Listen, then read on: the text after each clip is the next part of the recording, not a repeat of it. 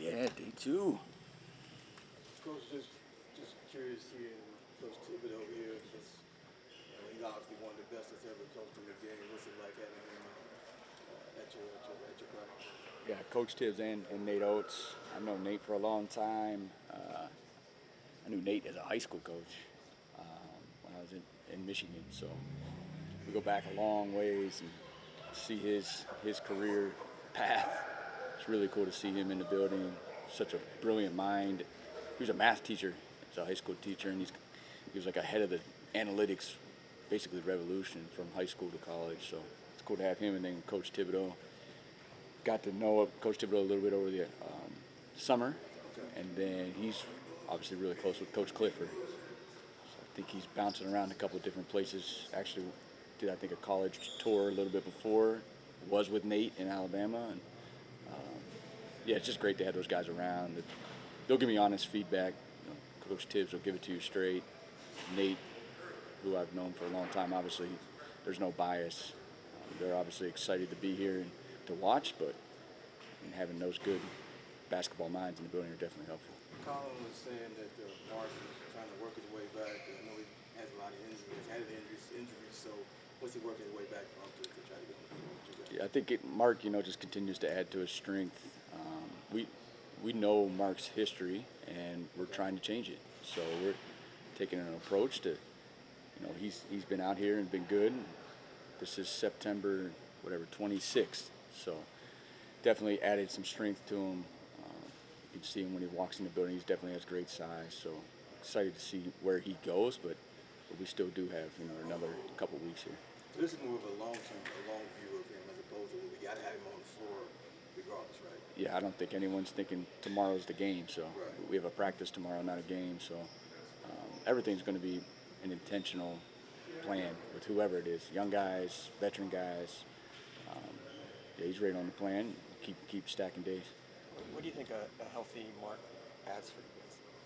I think he was 16 and 11 after the All-Star break last year. Just a rim threat, how we want to play and pick and roll, and the rim protection on the defensive end. Just a big body. As a defender, he's like one of those guys that deters rim shots to even come. So they know he's down there. You can feel his presence. Yeah, would be really excited to see how it all comes together. And he's been in here. He has been in here every day. I think he's been in here more than anyone else. So I know he's working. When he's out there, we'll be happy and excited. Coach Colin just said that the practices, they've been really competitive out there. How much has that been stressed by you? I mean, it's pretty easy when you have Colin leading that group. Ultra competitive, plays extremely hard, unfazed at who's on the first team. They obviously have a relationship with those guys on the first team, so they respect the player, but they're going to come after him every day in practice. We want to build and have an identity of being a hardworking, competitive group. We have competitive, hardworking players, so the more we can bring that out, that's our job, and it's pretty easy to see that that's where our group will get to.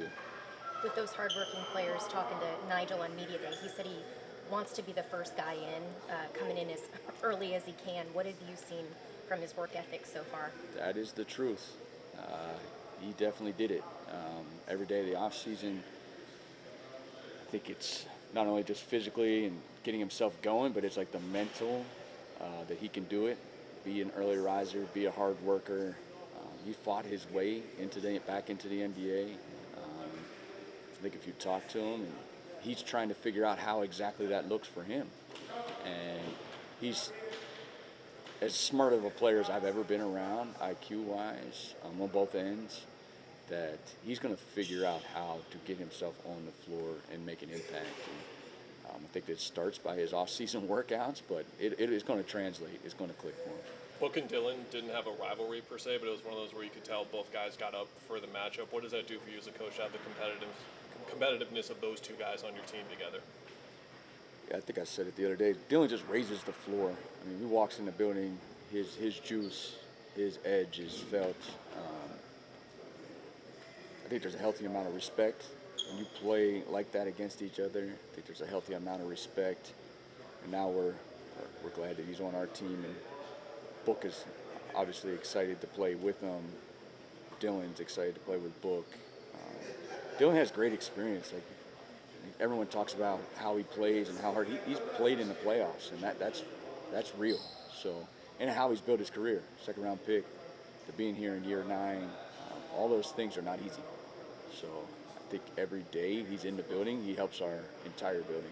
How familiar were you with Nigel's game at the time you heard you guys were going to sign him, maybe sign him? Because I know, like, internationally, it might be hit or miss, but then again, you might be watching Fenerbahce for all I know. So. Yeah, I remember as a college player, a little bit, and then I was obviously out of the playoffs when they were still playing, and then we were here when they were finished up, and you heard the rumblings of him trying to make the change to come over. He's a connector on both ends. Offensively, he can really connect the offense.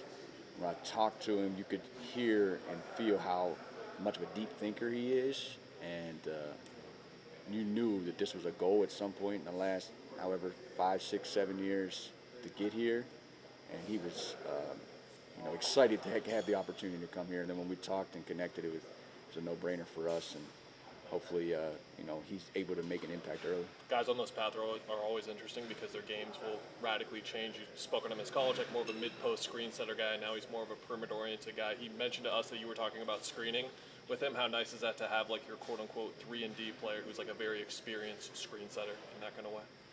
Yeah, the screening in the league is so nuanced because everyone switches, but there's so many different ways you can hurt and attack the switch. It's interesting to hear how he's done it and what they did at Fenerbahce last year,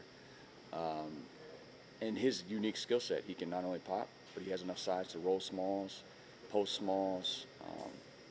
Obviously, the mid-post stuff from college hopefully is out of his game, but we want him to be efficient. So whatever that means for him may be a little bit different from EuroLeague to here, what that means. But we know the end of his career in Europe, he really shot it well, and hopefully that translates. Coach, I wanted to ask you about the Phoenix Mercury. Seen you in a couple games so far, but knowing they have a big playoff series going on right now, what's it like just having basketball in the Valley? You guys are ramping up for the season. They're trying to make that final push towards the championship. Yeah, I should have worn my Mercury shirt. It's in there, but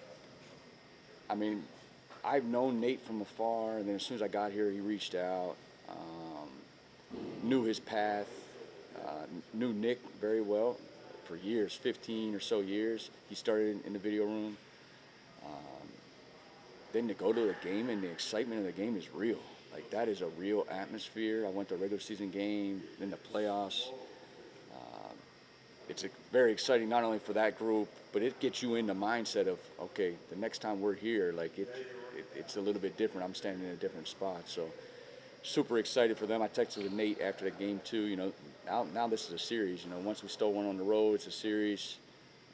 Our guys are extremely excited to get to the game. Big weekend here, and it's cool. It's the community, fans. You could tell it's the Phoenix area or basketball fans. That's just very cool. What have you guys built off of day one to today to really feel like you guys learned your game and got better at? The competitiveness of the group. So if you install, you drill. Now we play a little bit more today. We'll play a lot more tomorrow. So I just think the competitiveness is creeping up, especially with that second unit. I think that's what we learned today, and then we're going to play, and see what we need to continue to work on. So that'll be next week. Thanks, Coach. Thanks, the game tonight? We'll see if I get out of here. Thank you all.